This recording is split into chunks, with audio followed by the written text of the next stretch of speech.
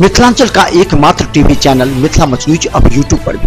आप यूट्यूब पर Mithila much news subscribe कर न्यूज के लिए रहे अपडेट। इसके अलावा पोर्टल पर www.mithilamachnews.com पर भी दिन भर की खबरें ब्रेकिंग के साथ।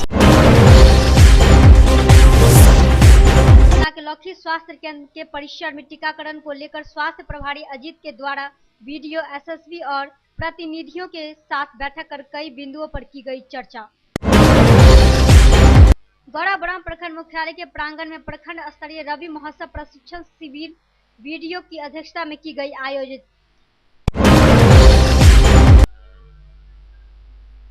वहीं शिविर में उपस्थित कृषकों को जिला से आए प्रशिक्षक कृषि वैज्ञानिक मुकेश कुमार ने वैज्ञानिक ढंग से खेती करने को कहा।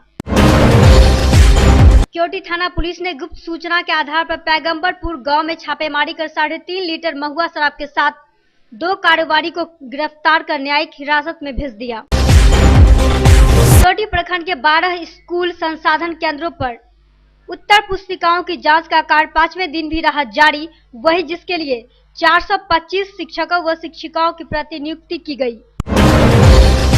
बहेड़ी प्रखंड स्थित बाजार के डाक बंगला में एनडीए कार्यकर्ताओं की बैठक जिला जदयू उपाध्यक्ष गंगा प्रसाद सिंह की अध्यक्षता में की गई आयोजित, जिसमें स्थानीय विधायक के प्रयास से बहेड़ी खराड़ी घाट के बीच समतपुरा व लक्ष्मीपुर के क्षतिग्रस्त स्क्रू पाइप पुल पर उच्च स्तरीय आरसीसी पुल सिमरा खोटी के बीच खोटी घाट सहित बघौनी घाघर टोल तक ग्रामीण सड़क निर्माण की स्वीकृति ग्रामीण कार्य विभाग के मंत्री द्वारा स्वीकृति देने पर प्रसन्नता व्यक्त की गई।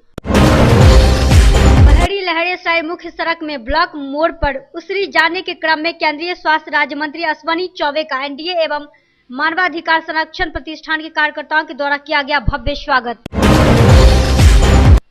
वहीं केंद्रीय मंत्री को प्रतिष्ठान के जिला अध्यक्ष के नेतृत्व में डीएमसीएच को बुनियादी सुविधाएं उपलब्ध कराकर एम्स का दर्जा देने तथा बहेड़ी प्रखंड के हावीडीह दक्षिणी पंचायत के कैंसर प्रभावित सिमरा नवटोल गांव के चिकित्सकों को सुविधा उपलब्ध कराने की मांग को लेकर ज्ञापन दिया।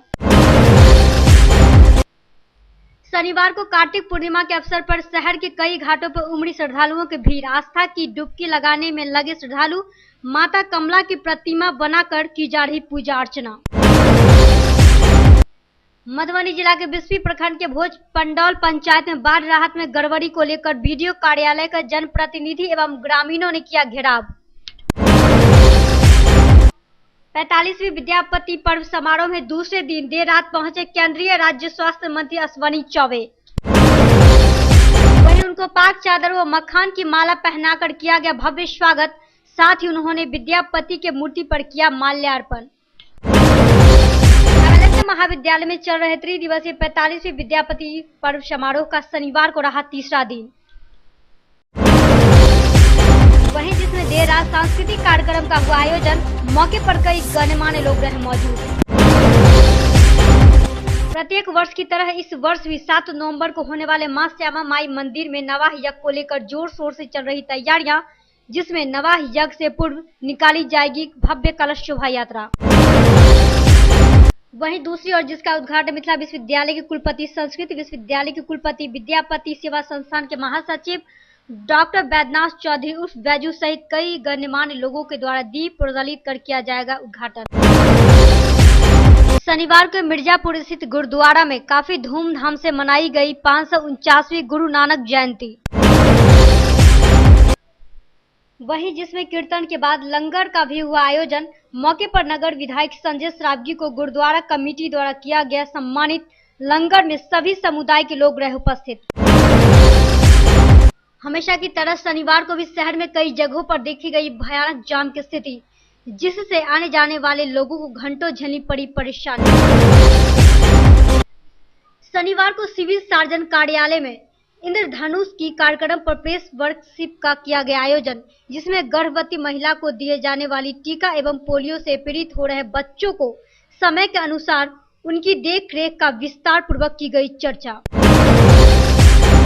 नियोजित शिक्षक संघ के अध्यक्ष शंभू यादव की अध्यक्षता में शनिवार को धरनास्थल पर दिया गया 1 दिवसीय धरना, जिसमें हाई कोर्ट के फैसले को अविलंब लागू करने की गई मांग।